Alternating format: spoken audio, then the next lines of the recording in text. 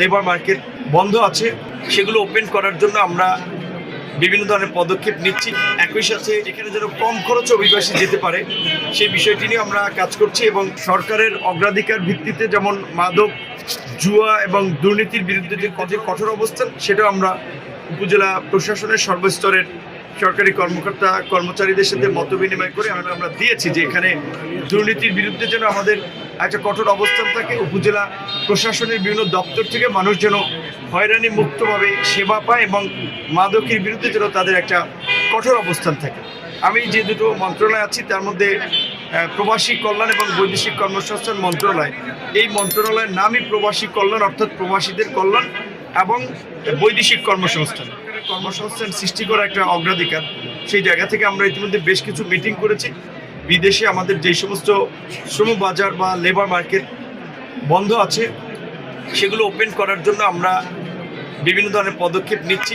একই সেখানে যেন কম খরচে অভিবাসী যেতে পারে সেই বিষয়টি নিয়ে আমরা কাজ করছি এবং বিশেষ করে বরিশালের এই দক্ষিণাঞ্চলে বিদেশে কম যায় মানুষ, কারণ হচ্ছে এই অতিরিক্ত অভিবাসন ব্যয়। পাশাপাশি এখানের অনেক মানুষ জানেও না যে গভর্নমেন্টের কারিগরি প্রশিক্ষণ কেন্দ্র রয়েছে যেখানে বিনামূল্যে কিংবা ভর্তুকি দিয়ে ট্রেনিং করা হয়। এই ট্রেনিংগুলো করলে তারা বিদেশে কিন্তু গিয়ে ভালো কাজ পাবে, ভালো মানের বেতন পাবে। এবং আমাদের প্রবাসীদের যে বিশেষ করে সাধারণ কিছু চাওয়া তার মধ্যে রয়েছে যে প্রবাসে মৃত্যুবরণ করলে তাদের লাশটি যেন বিনা খরচে দেশে আনা হয়। এই বিষয়টি আমি একটু আপনাদের মাধ্যমে সকলকে জানাতে চাই।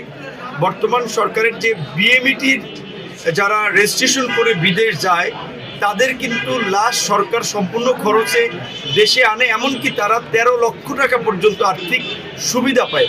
সমস্যাটা হচ্ছে যারা বিএমইটি রেজিস্ট্রেশন ছাড়া বাইরে যায় তাদের দায়ভারটা কিংবা তাদের খরচটা সরকারের দেওয়ার তখন আইন এবং বিধির বাইরে পড়ে যাওয়ার ফলে অনেক কিছু করতে পারে না।